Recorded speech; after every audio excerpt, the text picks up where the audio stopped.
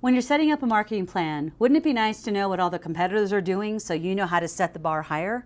That's what we're going to look at today. I'm going to show you some very easy ways to spy on your competition, take an assessment of what they're doing, and set your marketing strategy to ellipse that.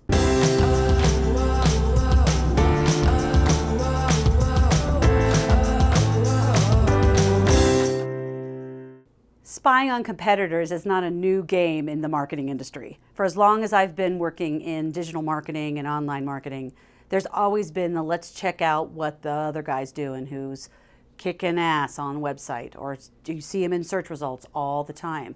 Well, why is that guy so much more prolific in ranking than you are? Well, what I suggest we do is let's do a little bit of spying. My third book, Marketing Espionage, is really about turning the tables, looking at what they're doing, reverse engineering what they're doing, so that we can then make a more educated, progressive plan for ourselves. So we're going to talk about spying on your competitors in the best possible way. Nothing underhanded going on here. The first thing I want you to do is set up a Google alert for all of your competitors. Okay? I want you to set up, it's google.com/alert/ and then just the word alerts. I want you to keep track and really keep a finger on the pulse of what they're doing. They're spending money on that. I want you to take advantage of the money they're spending. Wouldn't that be nice? So keep an eye on what they're saying, whether new products are coming out, when they have a new website launch. Like keep in mind that you can really take a hard look on that and you can keep track of what they're doing. The next one is spy on your top 5 competitors. Take a really hard look at those top 5. What are the colors they're using? What's their call to action? And what's their offer? So as you're taking this assessment, I want you to really be thinking about how can we look and see what they're doing, and then how can we reverse engineer that to our own master plan. The next is social media. I want you to follow them or just watch them, up to you.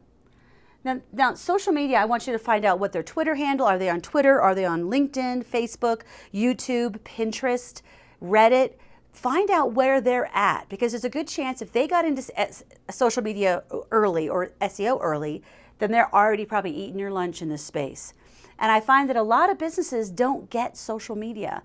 Social media is not just about sharing pictures of cats and kittens and funny blooper videos. There is real business happening here.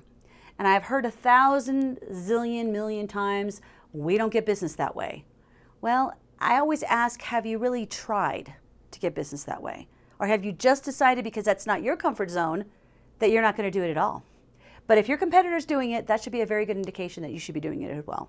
Okay, so we're going to set up a Google alert. We're going to keep an eye on them. We are going to then Google your top 5 competitors, visit their websites, make notes about each thing that's maybe slightly different or the same across all those top 5. Then I want you to Google a keyword that you know everyone is duking it out. So everyone has what I call an ego keyword. An ego keyword is you don't know if anyone actually searches it or not, but you want to be number 1 under that phrase.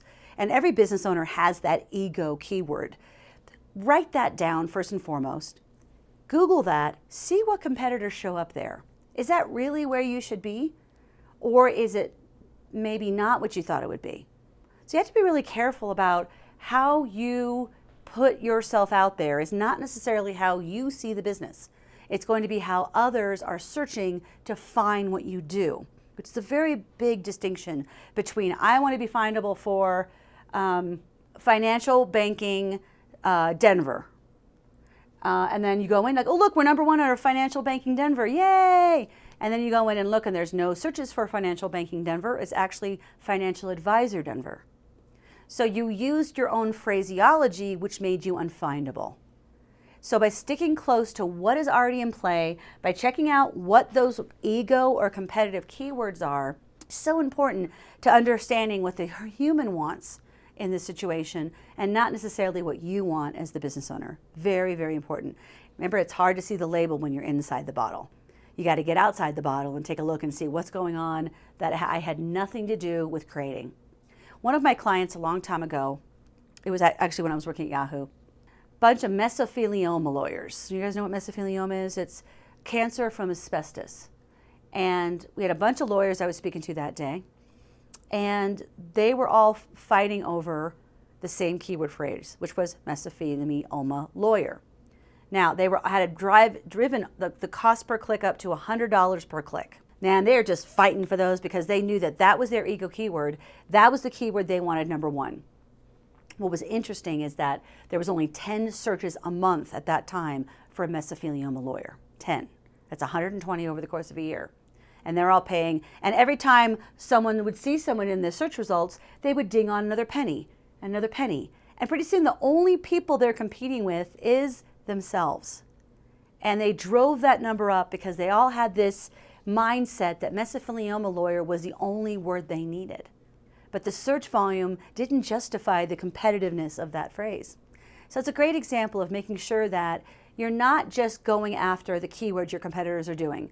You're taking a survey of all the keywords, and then you're going to make a decision on which ones you're going to use.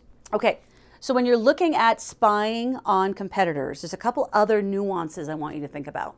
The first one is, what hashtags are they using? Now, I get a lot of eye rolls when people talk about hashtags. They're like, ugh, if I hear someone else say hashtag again, I'm going to throw up, because they don't really get what it means. So let me give you the crash course in hashtags. It's just a club. So let's say I like rose gold, I like Earl Grey tea, and I like search engine marketing. Those are the hashtags I will follow. Now, the nice thing about it is I can follow hashtag rose gold, hashtag Earl Grey, hashtag SEO, and when I follow those hashtags, they're going to show up in my feed. And hashtags, thank goodness, work across all social media. They work in Facebook, LinkedIn, YouTube, Pinterest, Instagram. They work everywhere. So when you can tap into the kind of hashtags that are in play, you're going to be able to get in front of those audiences faster. But guess what? Your competitors have probably already done that research for you. So go to their social media profiles, check out what hashtags they're using, and see if those are ones that are congruent for you as well. This is fun. I love spying. It's so cool. All right. The next thing we're going to do is we're going to do a Google yourself sort of moment, but we're going to do it in 3 different ways. So we're going to Google your competitor's name, and you're going to look at their web results. I like to think of this as taking inventory. So let's say that was 6. Okay. So web results. What shows up there? Do you see LinkedIn? Do you see Glassdoor? Do you see Yelp? You want to make sure you understand if they are hiring, what does their Glassdoor.com profile look like? What does their Yelp profile look like? Maybe they have an account on Indeed. You really want to take a deep look at their hiring practices. If you're looking to get employees that they would also want, you got to take a look and see, how do we look? If an employee is going to apply for a job, goes to this site, then goes to this site, does it look like a place you want to work? Or is it all empty photos and no one's there? We call those ghost town photos. Just pictures of empty classrooms and pictures of empty conference rooms and empty reception desks. Make sure that you really are trying to convey how great you are over your competitors. The next one is going to be web results. Now we're going to look at images. What images come up under their name and why? Take a look at their images and see what they're doing to represent their brand. If it is all logos, forget it. They haven't done any images work. So you can say, okay, great. We can start naming our images now the things that we do, .jpg. So we do, whatever that might be, like investment banking.jpg, investment banking Denver.jpg, a financial advisor Denver.jpg. So think about, how can I name my images strategically where my competitors are not. The next one is video. So go to the video tab in Google or go to YouTube and search for that company's name, the competitor's name. See how often they're publishing video. Are they getting likes, comments, and subscribes? Are they giving away anything in the description area of their videos? Do a careful assessment of what is their YouTube strategy. YouTube is the #2 search engine on the internet. A massive amount of time is spent here looking for solutions to problems, vendors, and of course there's a lot of fun elements on video as well. I mean, you go to YouTube and you're like, okay, I'm going to learn something very serious for my business.